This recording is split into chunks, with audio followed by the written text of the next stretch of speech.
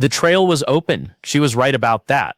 It was, in fact, the only thing she was right about that whole terrible week, and it is the thing that killed her.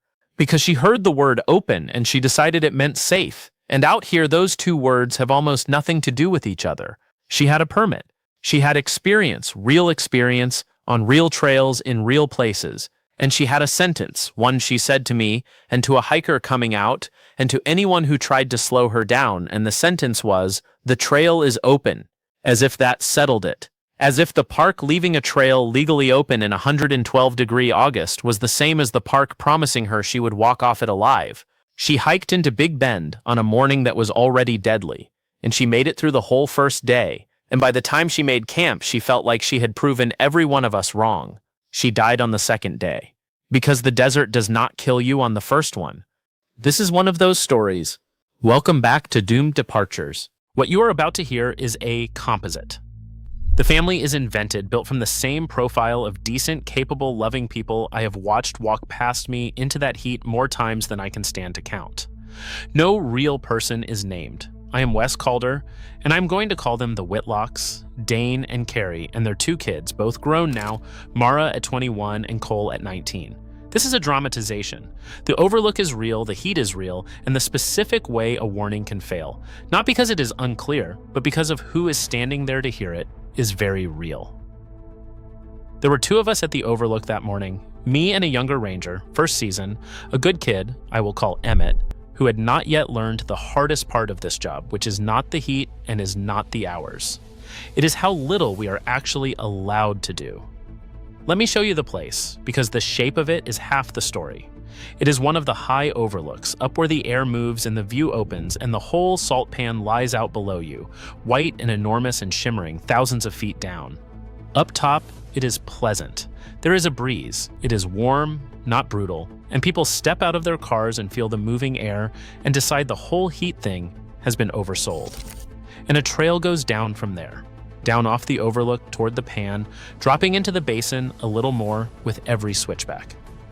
It is a beautiful walk in the cool months. In August, it is a throat that swallows people, because every foot you descend, the temperature climbs and the breeze dies, and the pleasant place you started from is not the place you are walking into. The overlook lies to you about the trail. That is the first thing that happened to the Whitlocks before anyone said a word. The place itself told them it was fine.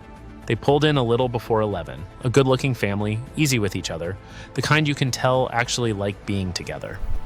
Dane was in his late 40s, fit, a coach's build, and a coach's way about him, the man who organizes the trip and reads the map and carries the plan in his head. Kerri had the calm of a woman who has been married a long time to a man who handles things, and the two kids had that half-grown ease, old enough to roll their eyes at their dad and young enough to still, underneath it, believe he was right about most things. I want to be fair to Dane, because the lazy version of this makes him a fool or a tyrant, and he was neither. He was the good father. He was the one who had gotten this family through 19 years of everything, who had never once been the person in the car who did not know the way, and every bit of that was real and earned. He was exactly what a lot of us hope to be. That is what makes this so hard to tell. I could see it in the small things, in the little while I watched them. He was the one who checked that everyone had sunglasses. He was the one who knew, without looking, how long the drive back would take. When Cole said something smart, Dane grinned at it, the grin of a man secure enough in his kids to enjoy them. This was not a hard father. This was a warm one, the kind a lot of people would trade almost anything to have had. And all of that sat on top of one quiet, load-bearing belief that he had probably never once said out loud, which was that keeping these three people safe was his job, his alone, and that he was good at it. He was right that it was his job. He was even right that he was good at it. He was wrong about only one thing, which was that being good at it meant he could not, this once, be wrong. They were getting ready to go down the trail, one small bottle of water among the four of them, because it was just a quick walk down and back, and they could see the bottom from up top, and how far could it be? That is when I gave them the talk. And this is the hinge of the whole thing, so I am going to slow all the way down and let you stand where I was standing. I told them it was 115 degrees. I told them that the number down on that pan would be higher, that the breeze they were enjoying stops the moment the trail drops, that the walk down is the easy half and the walk back up in that heat is the half that kills people. I told them 1 bottle of water for 4 people going down there was not close to enough, that I had cold water right here, as much as they wanted, for free. And I said all of it to Dane in front of his wife and his 2 kids. I did not think anything of it at the time. I say it to everyone. But I have thought about it every day since because of what it did to his face. Because a warning given to a man alone is one thing. It is information. He can take it or leave it, and no one is watching him decide. But the same warning, delivered to a man in front of the 3 people whose opinion he has spent his whole life earning, is not information anymore. It is a correction, a public one. A stranger in a flat hat had just stood in front of his family and told him, gently and completely, that he had gotten it wrong, that the plan he had led them to was a bad one, that he did not know the thing he was supposed to know. I watched it happen on his face, though I did not understand what I was watching until later. He listened to me politely, and about halfway through, something in his expression closed, quietly, like a hand making a fist. He glanced just once at Kerri, then at the kids. And I have replayed that glance more times than I can tell you, because that glance was the whole thing. He was not checking whether they were scared. He was checking whether they had heard me, whether they had watched a stranger tell their father he did not know what he was doing. And they had. They were standing right there. And from that glance forward, I was not talking to a man deciding whether a trail was safe. I was talking to a man deciding how to look like a leader in front of the people he led. And Dane could not have that. Not because he was arrogant, because he was a father, and being the one who knows was the whole of what he thought a father was. So he did the thing that felt to him like leadership. He smiled at me. He thanked me warmly, genuinely. And then he told his family it was fine, that they had this, that they would be quick. And he started them down the trail, because turning around now, taking my water now, admitting in front of Mara and Cole and Kerri that the ranger was right and Dad was wrong, would have cost him something he valued more than he understood the heat. He did not ignore my warning. That is the thing I most need you to hear. He answered it. He answered it in front of an audience, the only way a proud, loving man can answer a public correction, which is by proving it wrong. I have said the word warning 100 times in my career, and I used to think a warning was a simple thing, a fact you hand a person and they weigh it, and they choose. I do not think that anymore. A warning is never just a fact. It arrives into a whole life, into a person's picture of who they are, and when it lands in front of the people that picture is built for, it stops being a fact about a trail and becomes a fact about the man. And no fact about a trail has ever been strong enough to make a good father accept, in front of his kids, a fact about himself that he cannot live with. I did not know that when I gave the talk. I know it now. I give the talk differently now. Quieter, off to the side, one adult to another, whenever the desert gives me the chance. Because I have learned that where I stand when I say it matters as much as the words. Emmett watched them start down, and he turned to me and asked if we should stop them. And I had to tell him the thing that every ranger has to learn, the thing that the people watching this have no idea about and are always furious about.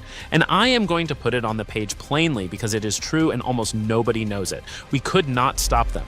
We can advise, we can warn, and we did. We can post every sign, and they are posted. We can close a trail when the whole thing is too dangerous for anyone, and cite people who cross a closure.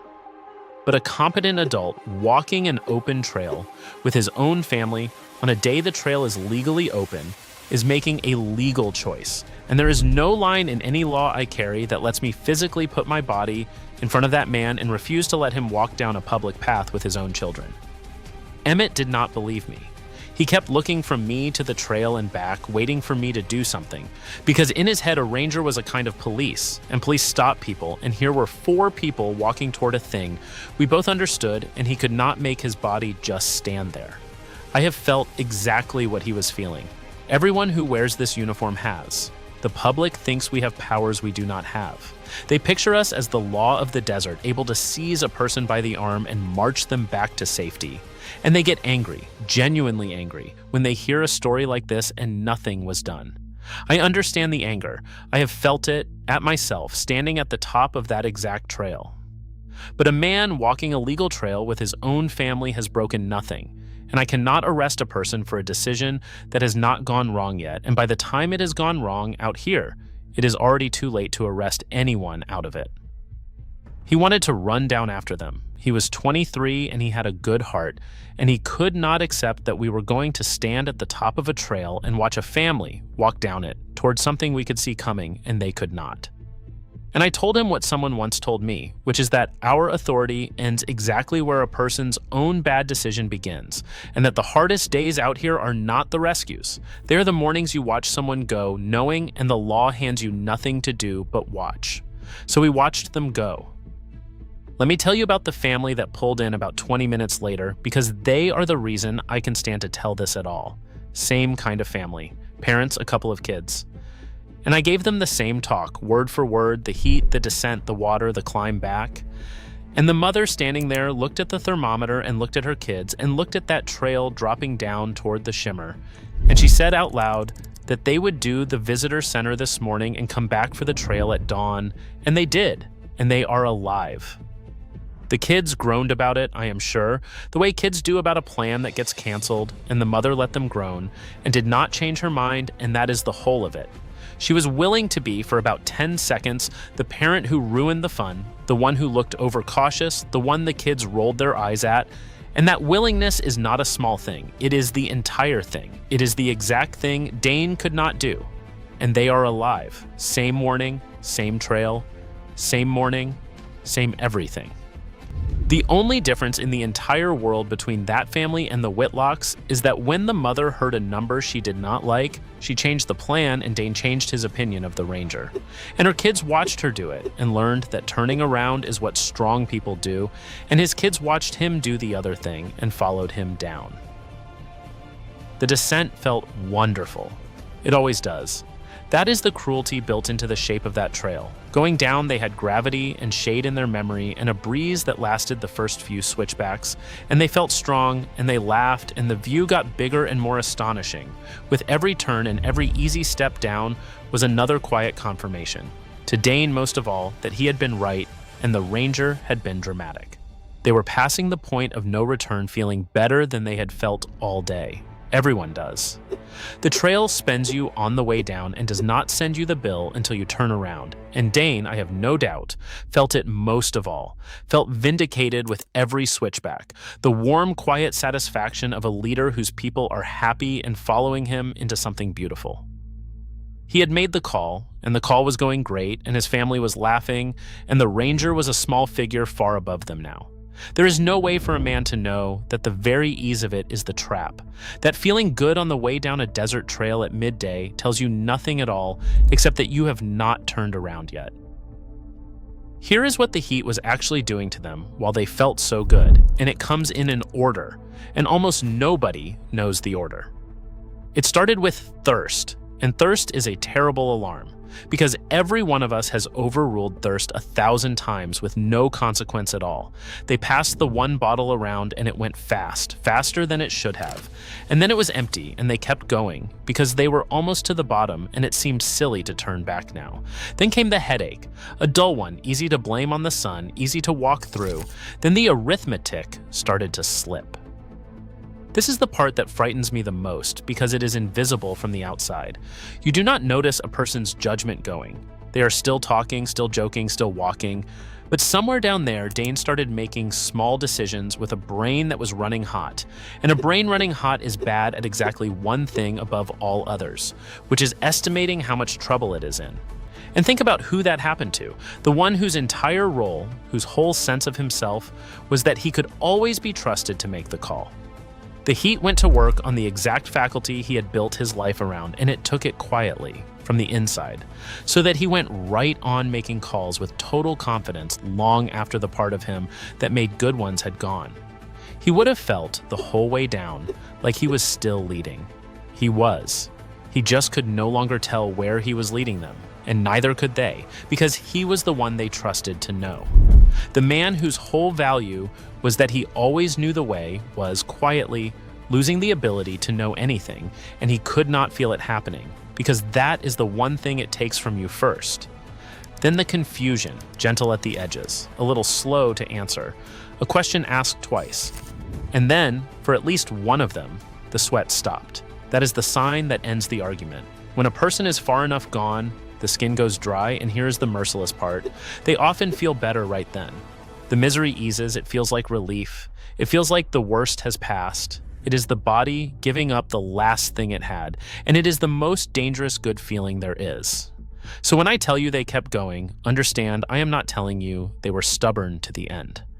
By the bottom of that trail, in that heat with no water, the people who might have made a different choice were already gone, replaced by people who felt more or less fine and who had a long climb back up ahead of them that none of them had the reserves left to make. They had come down to see the salt pan up close. They saw it. And then they had to climb out in the worst heat of the day, empty. And the climb out is twice the work of the descent, and the descent had already taken everything. Nobody was coming. That is the other thing about it. Their car sat up at the overlook, and a car at an overlook is just a car. And no one had a time written down anywhere that said this family was due back, because it was a quick walk down and up, the kind of thing you do not tell anyone about, because it is not the kind of thing anything happens on. I walked the trail at dusk. I want to be honest that I already knew. I had known since 11 that morning, the way you know, and I had spent the whole day hoping I was the kind of wrong I am about most of them. Because most of them, thank God, come back up hot and humbled and fine, and I never hear about it, and those are the best days of this job, even though they feel like nothing. I checked the overlook lot twice through the afternoon. The car was still there at 2, still there at 4. A car staying too long in a lot is the closest thing this job has to a scream. And it is a scream that takes hours to become one, because for the first long while, it is just a car, belonging to people having a fine day, and you cannot launch the whole apparatus of a rescue every time a family lingers at a beautiful place. So you wait and you watch the light start to go, and you feel the thing turn from worry into certainty in your chest, and then you go down. I went down as the light went long and gold across the pan, and I am not going to walk you through what I found, and I am not going to put you down there, because they were a real family and not a spectacle, and this channel has a line I will not cross. The rulings were heat-related, all 4. There was no crime, no accident, no equipment that failed. There was 115 degrees and 1 bottle of water, and a trail that lies to you at the top, and a warning that got answered instead of heard. Emmett took it hard. First season. He kept asking me what we could have done, and I kept telling him the truth, which is nothing, which is that we did the only thing the law let us do, which was warn them and watch them go. He is going to carry those people for the rest of his career. We all carry a few. You do not pick which ones. If this one stayed with you, like this video and subscribe to Doomed Departures so it finds the next family at the next overlook instead of a comment section. And if you have ever been given good advice in front of the people you love, tell me below whether you took it or whether you did the thing Dane did and answered it. I read every one of these, and I have come to believe that is the whole story of this park, and of a lot more than this park. Here is where it leaves me, after a lot of dusks on that trail. The warning was never the problem. The warning was perfect. It was clear, it was correct, it was free, and it was given with respect, and it would have saved anyone who was standing there alone. It failed for one reason and one reason only, which is that it was delivered in front of an audience. And in front of an audience, a warning stops being information and becomes a test of who you are. And a good man who had spent 19 years being the one who knows could not fail that test in front of his own children. And so he passed it, and passing it killed them. That is the trap, and it is not a desert trap. You have been in it. Someone has corrected you, kindly, rightly, in front of the exact people you most wanted to look capable in front of. And you felt the thing Dane felt, the heat rise in your face, the need to answer it, to prove you had it handled, to lead. Most days, the price of that is nothing. A little pride spent to save a little face. Out here, the price is everything, because the desert does not care how you looked when you decided, it only cares what you decided, and it will collect the full cost of a man's pride from his wife and his kids without ever once raising its voice. They could see the visitor center from that overlook. They could see the road. They could see most days the exact place another family was turning around and living. None of it reached them, because the one thing that would have saved them was a father being willing for 10 seconds in front of his family to not be the one who knew. It is the cheapest thing in the world and the hardest, and it was the only thing on that whole mountain that was ever going to matter. This has been Doomed Departures. Stay safe, and we will see you on the next On.